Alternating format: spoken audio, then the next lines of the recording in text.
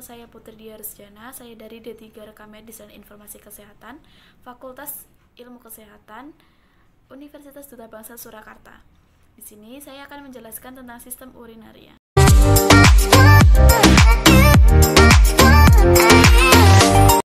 Sistem urinaria adalah sistem yang terjadi penyaringan darah sehingga darah bebas dari zat-zat yang tidak dipergunakan oleh tubuh. Yang kedua, menyerap zat-zat yang masih dipergunakan oleh tubuh. Nah, sistem urinaria itu terdiri dari 4. Yang pertama itu ginjal, yang kedua itu ureter, yang ketiga itu kantung kemih, dan yang keempat itu uretra. Untuk penjelasannya, next. Yang pertama ada ginjal. Manusia memiliki 2 ginjal dan letaknya itu di belakang perut atau abdomen, lebih tepatnya sebelah kanan kiri tulang belakang, di bawah hati dan limpa. Nah, di bagian atas atau superior dari ginjal itu terdapat kelenjar adrenal atau kelenjar suprarenal. Nah, ginjal itu bersifat retroperitoneal, yang berarti terletak di belakang peritoneum yang melapisi rongga abdomen. Lalu ada bagian-bagian ginjal. Yang pertama itu ada korteks. Korteks itu bagian luar ginjal. Yang kedua, medula, itu bagian dalam ginjal.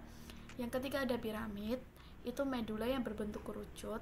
Yang keempat itu ada kolumna Bertini, itu bagian korteks yang mengelilingi piramid. Dan yang kelima itu papillaris Berlini, itu papila dari tiap piramid. Yang keenam ada pelvis, reservoir utama sistem pengumpulan ginjal. Dan yang ketujuh itu ada calyx minor, bagian ujung pelvis berbentuk seperti cawan. Dan yang 8 itu ada calyx mayor, itu kumpulan dari beberapa calyx minor. Nah, lalu selanjutnya ada fungsi ginjal. Fungsi ginjal itu yang pertama ada pengeluaran zat sisa organik, yang kedua pengaturan konsentrasi ion-ion penting, pengaturan tekanan darah, dan pengeluaran zat beracun. Lalu ginjal itu juga memiliki lapisan. Yang pertama ada lapisan luar atau lapisan korteks atau substantia corticalis. Yang kedua ada lapisan dalam atau medula atau substantia medullaris.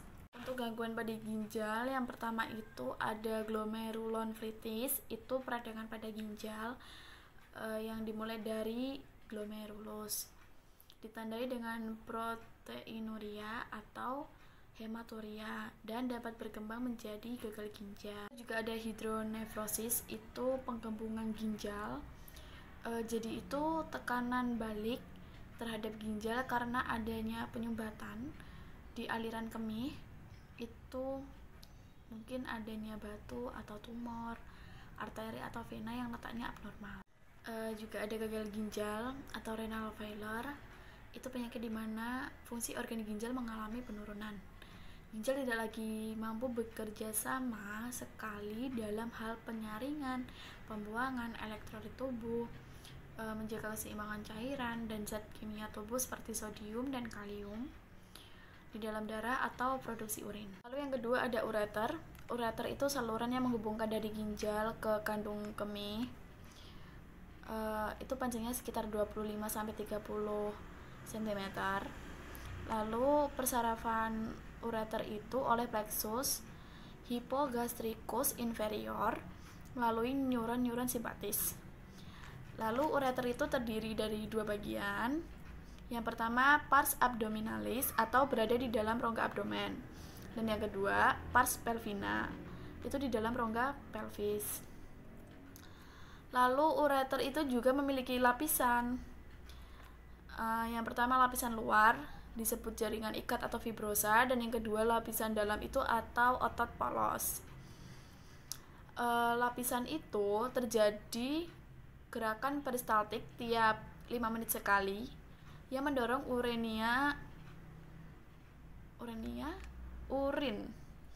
melalui ureter. Gangguan pada ureter itu ada vesicoureteral reflux, jadi aliran balik urin dari kandung kemih ke ureter karena terjadinya kelemahan sambungan vesicoureteral dapat menyebabkan pembesaran ureter dan ginjal. Ketiga ada kantung kemih. Kantung kemih itu juga disebut dengan vesika urinaria, merupakan kantung berongga yang dapat diregangkan dan volumenya dapat disesuaikan dengan mengubah status kontraktil otot polos di dindingnya. Kantung kemih ini memiliki beberapa bagian. Yang pertama itu apek, itu dihubungkan ke kranial oleh orakus atau sisa kantong allantois sampai ke umbilikus atau pusar. Yang kedua ada korpus dan yang ketiga ada fundus. Lalu dipersarafi oleh saraf otonom atau saraf tak sadar. Kantung kemih juga memiliki gangguan, yaitu disebut gangguan cistitis. Itu peradangan kandung kemih disebabkan oleh infeksi bakteri, penggunaan alat semprot pembersih genital wanita, atau penggunaan tabung dalam jangka waktu yang lama. Juga bisa sebagai komplikasi penyakit lain. Keempat atau yang terakhir itu ada uretra. Itu saluran sempit yang berpangkal pada kandung kemih. Fungsinya itu tempat pengeluaran urin. Jadi itu wanita dengan pria itu memiliki uretra yang berbeda. Jika wanita itu panjang uretra sekitar 2,5 sampai 4 cm dan terletak di antara klitoris dan pembukaan vagina. Kalau misalnya uretra pria itu panjangnya sekitar 20 cm dan berakhir pada akhir penis. Lalu pada pria itu memiliki uretra 4 bagian. Yang pertama ada pars praprostatica, itu terletak sebelum kelenjar prostat, dan yang kedua itu ada pars protastica, itu terletak di prostat. Yang ketiga ada pars membranosa, itu sekitar 1,5 cm dari lateral atau tepi. Terdapat kelenjar bulboretalis. Lalu gangguan pada uretra itu ada uretritis, itu peradangan pada uretra atau saluran kencing. Itu disebabkan oleh bakteri E. coli.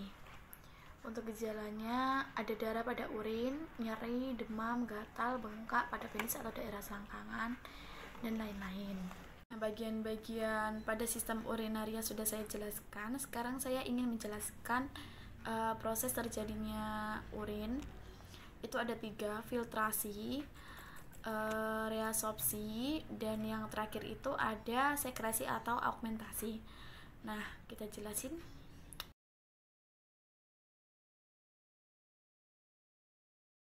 Yang pertama itu ada filtrasi. Filtrasi itu proses penyaringan zat sisa metabolisme yang dapat menjadi racun bagi tubuh terjadi di dalam glomerulus, dan zatnya itu berukuran kecil. Lalu molekul besar seperti protein dan sel darah tertahan di dalam plasma darah dan mengalir meninggalkan glomerulus melalui arteriole efferent. Ini hasil filtrat glomerulus atau urin primer. Yang kedua ada reabsorpsi. Itu proses penyerapan kembali filtrat glomerulus yang masih mengandung zat-zat berguna bagi tubuh. Zat yang diserap kembali itu antara lain glukosa, garam, ion anorganik, dan asam amino. Reabsorpsi itu terjadi di dalam tubulus contortus proximal. Ini hasil filtrat tubulus atau urin sekunder.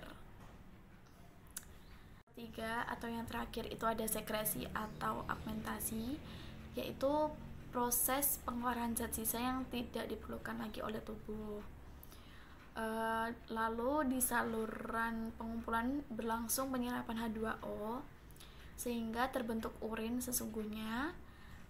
Setelah urin sesungguhnya itu dibawa ke rongga ginjal, lalu ke ureter dan kantung kemih untuk disimpan sementara. Bila kantung kemihnya itu penuh, maka urin akan dikeluarkan melalui ureter. Sekian penjelasan dari saya, kurang lebihnya saya mohon maaf. Wassalamualaikum.